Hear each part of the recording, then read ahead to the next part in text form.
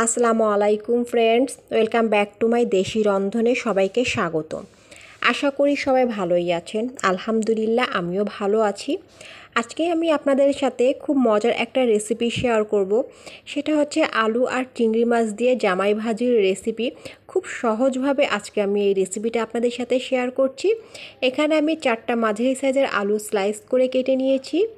আমি এইখানে রান্না করা তেল দিচ্ছি সামান্য একটু হলুদের গুঁড়া দিয়ে আমি ভালো করে নাড়াচাড়া দিয়ে নেব। এই ভাজিটার নাম জামাই ভাজি রেখেছি কেন জানেন? আমার দুলাভাই যখন আমাদের বাসায় আসছিল ফার্স্ট, তার সামনে অনেক রেসিপি দেওয়া হয়েছিল। সব রেসিপি থাকার সত্ত্বেও আমার ভাইয়া হচ্ছে এই রেসিপিটা সব থেকে বেশি লাইক করেছে এবং তার কাছে খুবই ভালো লেগেছে। সেই থেকে এই নামটা রেখেছি জামাই ভাজি। তাই চিন্তা করলাম আজকে আমি এই রেসিপিটা আমার ফ্রেন্ডদের সাথেও শেয়ার করি। আশা করি আজকের রেসিপিটা আপনাদের সবার কাছেই ভালো লাগবে। যদি রেসিপিটা ভালো লেগে থাকে অবশ্যই আমাকে কমেন্ট করে জানাবেন। এখানে দিয়ে দিচ্ছি আমি চিংড়ি মাছ। আর চিংড়ি মাছটা মাঝারি সাইজের আমি চিংড়ি মাছটা দিয়ে দিচ্ছি। এবার সুন্দর করে আমি এই রেসিপিটা করে নেব। আমি ভালো করে নাড়াচাড়া দিয়ে নেব। চিংড়ি মাছ যে কিছুতেই দিক না কেন স্বাদটা কিন্তু খুব অসাধারণই হয়। এখানে আমি প্রয়োজন অনুযায়ী চিংড়ি মাছটা দিয়েছি, আপনারা চাইলে কম বেশিও দিতে পারেন। আমি এখানে আলু অনুযায়ী চিংড়ি মাছটা দিয়েছি। আমি ভালো করে নাড়াচাড়া দিয়ে নেব। এই রেসিপিটা করতে তেমন কিছুই লাগে না, আলু চিংড়ি মাছ পেঁয়াজ থাকলেই কিন্তু এই রেসিপিটা হয়ে যায় আর খুব মজা করে খাওয়া যায়। আর কিছুই লাগবে না, গরম ভাতের সাথে অসাধারণ লাগে। একবার হলেও রেসিপিটা ট্রাই করবেন। আর রেসিপিটা কেমন হয়েছে অবশ্যই কিন্তু আমাকে কমেন্ট করে জানাবেন।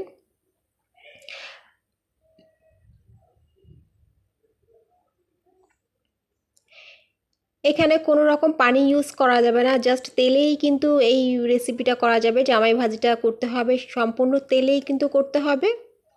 সুন্দর একটা সুঘ্রাণ বেরিয়েছে চিংড়ি মাছটা দেওয়ার কারণে।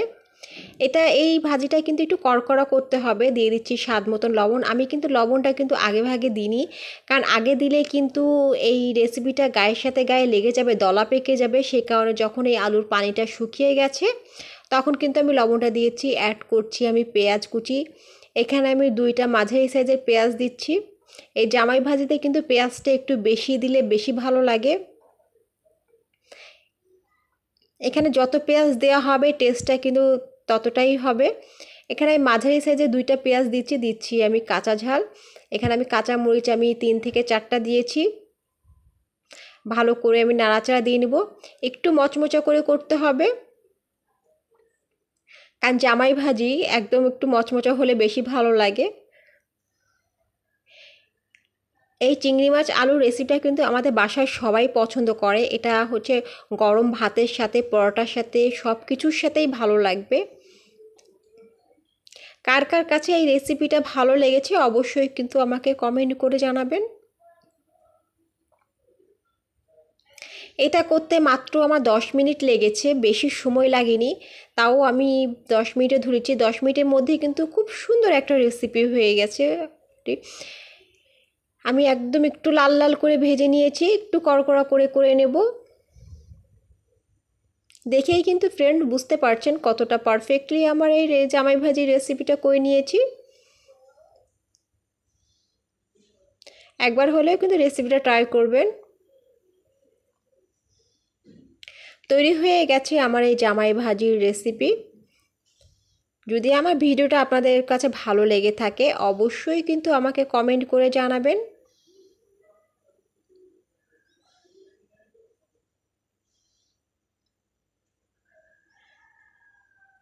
জামাই ভাজির রেসিপি কতটা পারফেক্ট হয়েছে। সবাই ভালো থাকবেন। আল্লাহ হাফেজ। আসসালামু আলাইকুম।